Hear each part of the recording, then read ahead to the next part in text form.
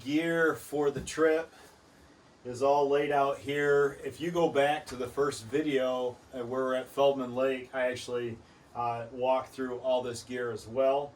And I just want to look at it from a different perspective now. I want to look at it from post-trip perspective and talk to you about kind of pros and cons of gear choice and things like that. Let's start out with shelter.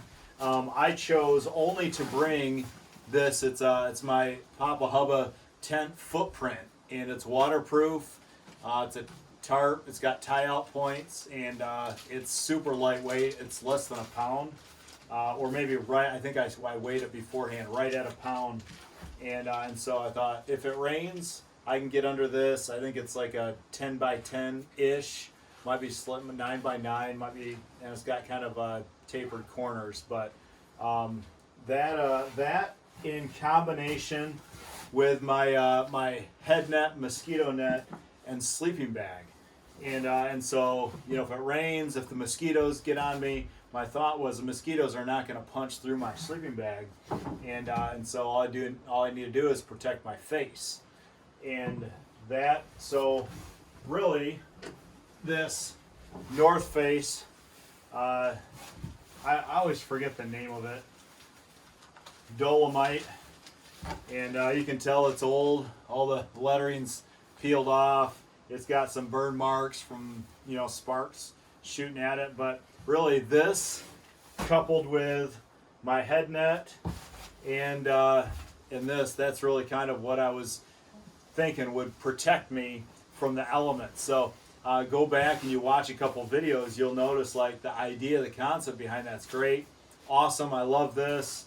This worked amazingly, kept the mosquitoes off of me, but I never expected there to be days on Isle Royale where a 40-degree sleeping bag, 45-degree sleeping bag would be too warm. So go check out my solution for cooling myself off in my sleeping bag and keeping the mosquitoes off me at the same time. I would say, other than that, especially when we're out here on the coastal areas near Lake Superior, that sleeping bag has been perfect.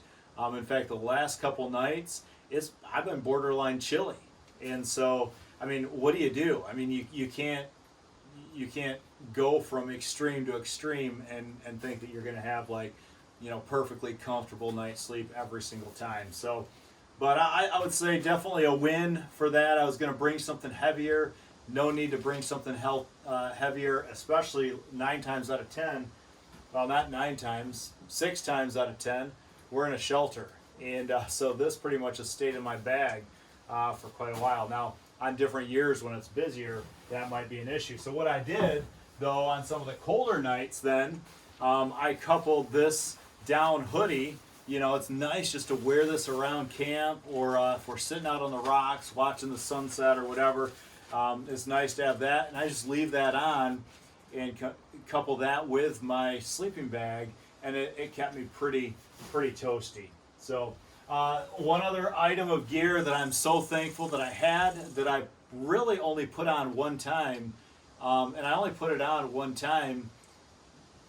It wasn't even necessary, but this Columbia titanium out dry, it's a little bit heavier of a rain jacket. And so it really kind of was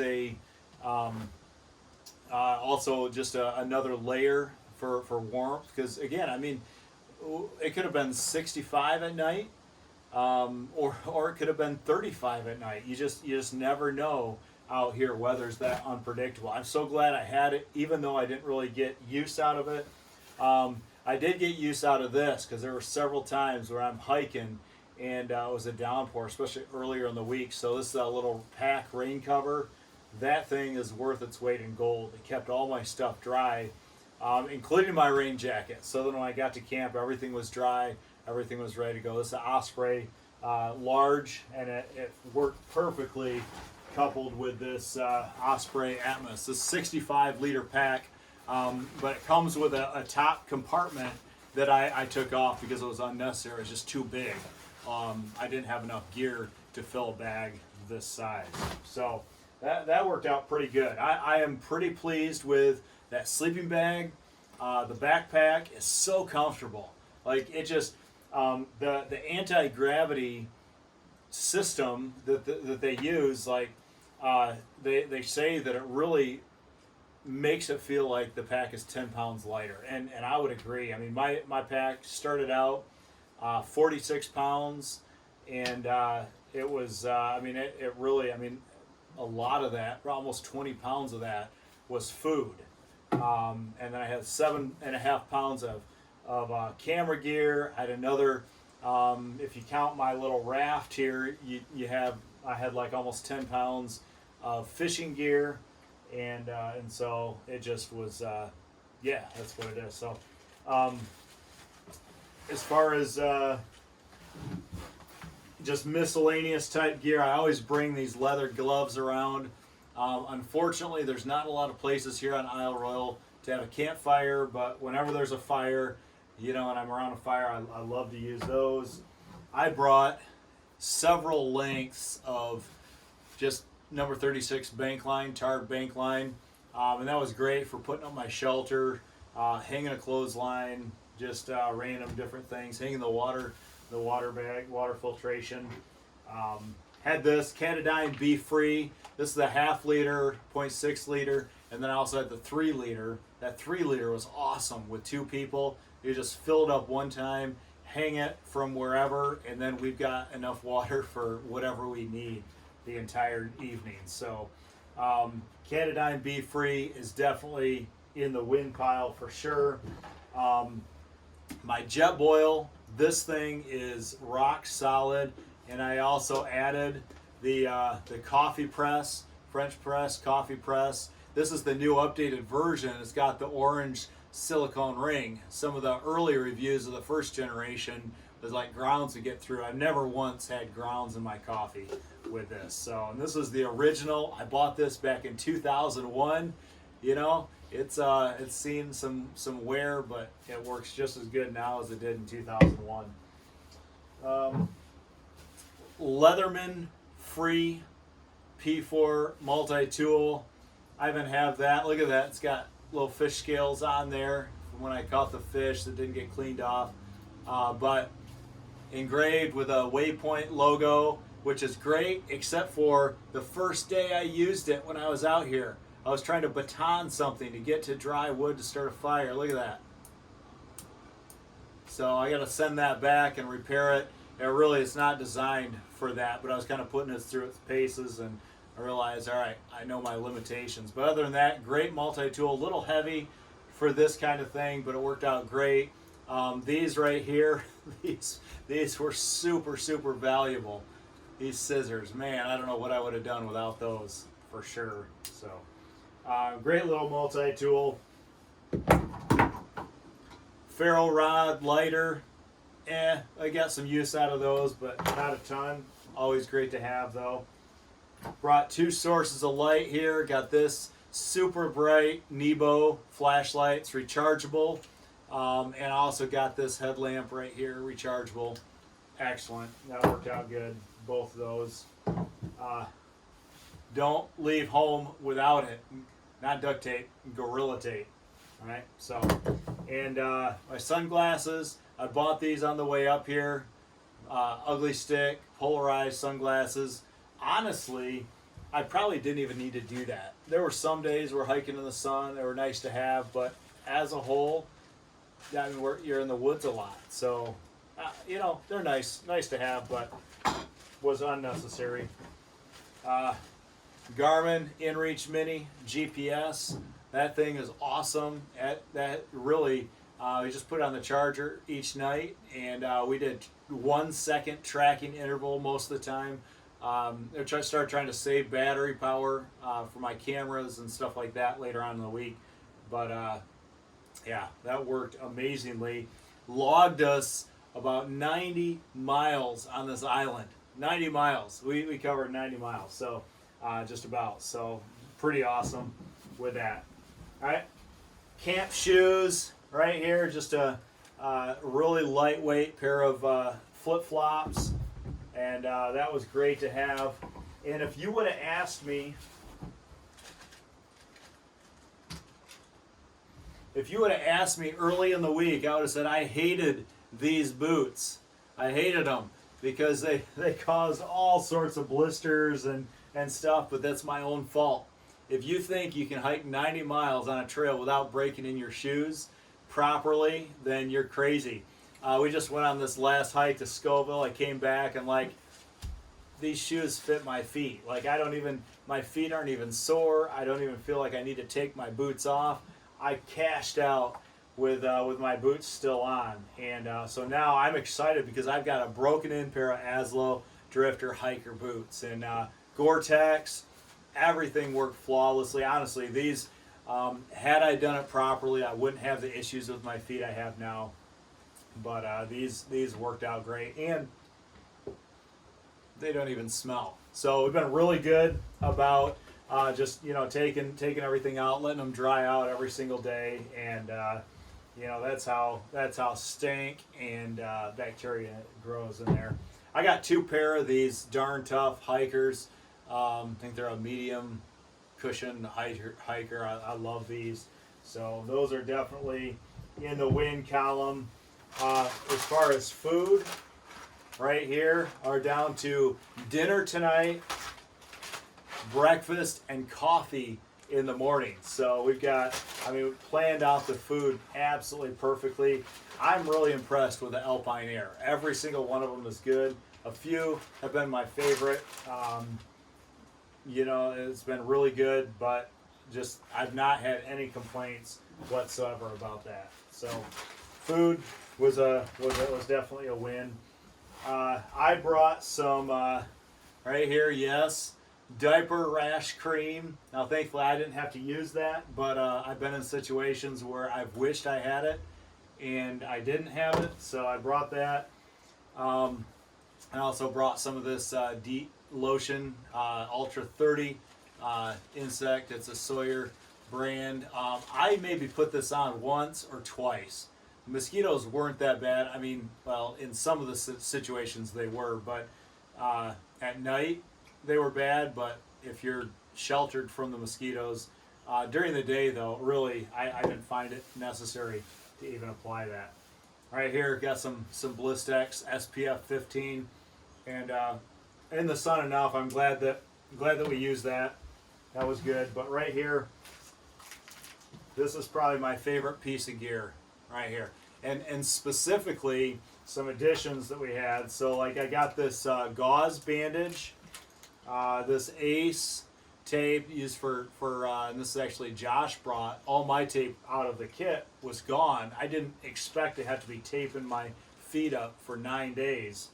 And then this Ace bandage right here, this wrap. So that for my knee, the thing for my blisters, along with a triple antibiotic ointment, and then my first aid kit came with that. And last night I was pretty happy to have that because I was bored out of my mind after doing like a 0 day, and we're sitting there chilling. Josh is reading his book. He's got Stephen King, and I've got, who is this guy? I don't even know, but this was almost as thrilling as a Stephen King thriller, I think. So this pack towel would have been great. I jumped in, then we dried off as we're hiking. I didn't use it one time, I don't think, but it's handy to have on certain occasions. And then this is what I brought, this Patagonia Capilene Air. It's a base layer. That is so nice just to pop on at night when the sun goes down. Of course, you saw me hiking in this the entire time, right? One t-shirt, and this is my backup t-shirt for at camp, but here's my hiking t-shirt. Yeah, that could use a little bath, but right there, Waypoint Outdoor Adventures held up great. And then got my pair of swim trunks that I brought as extra shorts with my cool pants, and then 2 pair of ex officio boxers. So yeah, really, what can I say? Excellent. This right here, though, however, I saved the worst for last. All right, now this could have been really good, and at certain moments it has been super comfy, but I just aired this up and look at it. Every hour, I was like, here's the sound that Josh heard every couple hours, right here. All right. Hey, it's 3 a.m. and this is the third time that I had to do this. Sorry, Josh. Here we go.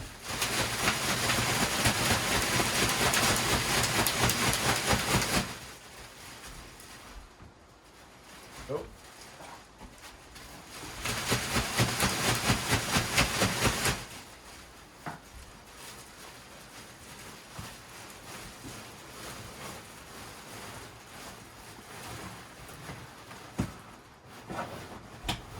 There we go. Now it's comfy again for about 30 minutes until all the air goes out. I think it would have been cool. I did get some use out of it. I was able to get out on some of the inland lakes and use this, but really, I would have so much rather just have a sleeping pad. This was, I mean, I sat out. I mean, yeah, there were times it was comfy, but then in an hour you got to air it back up. I couldn't go way out. I couldn't explore any of the inlets and, you know, different sections of the lake like I really wanted to, because then I got to stay close to shore. So these paddles, I liked them in the sense that it was a talking point for every person I passed on the trail. But this is 3 pounds. 3 pounds that I had to carry that really, it didn't catch me a fish. It gave me a little excitement for 1 or 2 days getting out on the water. But if I had to come back to Isle Royale, I probably would not bring this. The only time I caught a fish is when I was fishing from shore anyhow. So I probably would just go, you know, like, and I even told Josh, I said, I'm either going to love this thing or I'm going to hate it. And I'll be honest with you, don't ever take it on the ocean. Don't ever take it to the mountains, and don't ever use it as a piece of gear. All right. Other than that, if you want to sit at home and lounge in it, you know, I mean, it worked great when I was doing that. And as soon as I brought it to camp, it was a fail. So the concept of getting out on the lakes like that, I was excited about that. That could have been so cool. And yeah, so I brought this fishing gear. It probably weighs a pound. All sorts of different lures, hooks, things like that. I should have really downsized this quite a bit. It was a lot of weight and just a lot of leftover lures and things that I knew I wasn't going to need, but I'm also not really a fisherman, so I don't know what's going to work. A lot of extra weight, a lot of, you know, just lugging around unnecessary stuff. 5 or 10 things. And I don't know why I brought hooks, because I couldn't even use barbed hooks or live bait on the island. And I'm like, oh, that's not that much. They're not that heavy. I'll just leave it in my gear. So typically that's a great little compact fishing gear that I can take out with me. And but that was just a lot of extra weight and stuff for nothing. Now this right here, this thing has got to take the cake. I am very impressed with this reel. I picked up this reel, Jay's Outdoors, and the guy talked me through it. You're like, it's just, I've never had a reel that has worked so smoothly, so flawlessly. I mean, that thing casts it way out. It's just silent. 10 bearings in there. I don't know if that means anything to you, but the guy made it sound really cool, and the 10 bearings seem to work really good. So, but the thing that it's attached to is definitely the worst gear fail of the entire trip. I don't know, borderline with this, but this right here, I mean, it caught me a fish, the second fish, I mean, it broke. Look at all that. Look at that tape. Right here. This is, I mean, it's taped in like 1, 2, 3 places, and then it's another broken here. I had to take this part off because it wouldn't fit down in my little pouch thing. So it was nice that it came with a really nice case, right? But the case weighs a pound all by itself, and then the fishing pole, the fishing rod, absolute fail. So right here, This is, I know the reel is good, but this stuff, all right, fail.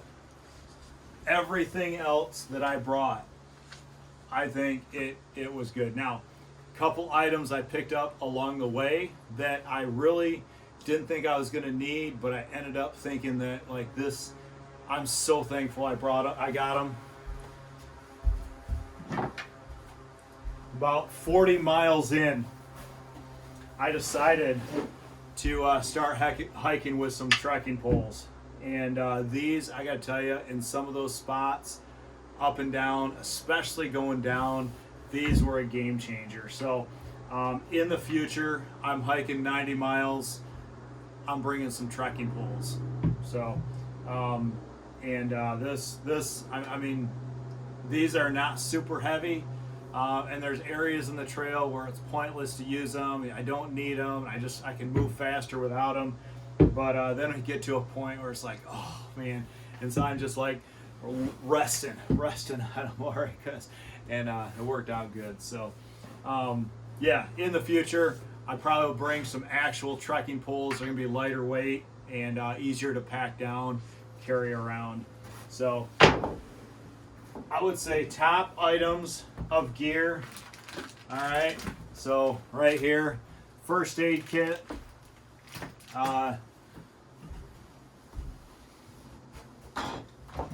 Right here, Jetboil, Catadine Be Free, the 3 liter, and this, and then this right here.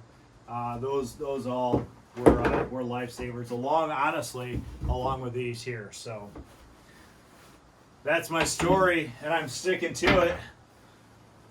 I cannot overemphasize the importance of having camp shoes. And now, the one thing I didn't like about these, all right, I'll be honest,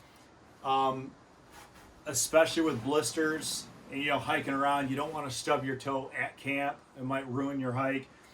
Something with toe covering and something without this middle thong, because it's really hard to wear socks with these sandals. So in the future, I might go the Croc route. I might go, the sandal slide route, so I can still use my socks. You know what I mean, with the band across.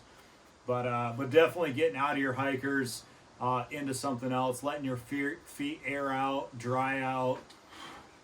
It makes it a million times better. So there we go. There you have it. That's my feeling, my thought on the gear. And the only other thing I have is some little stuffed sacks and things that I wore. I got my fanny pack, hip belt that I wore kind of as a shoulder sling today. But other than that, I mean, it was great gear, great trip. Other than these few items, I'm so thankful for everything I had.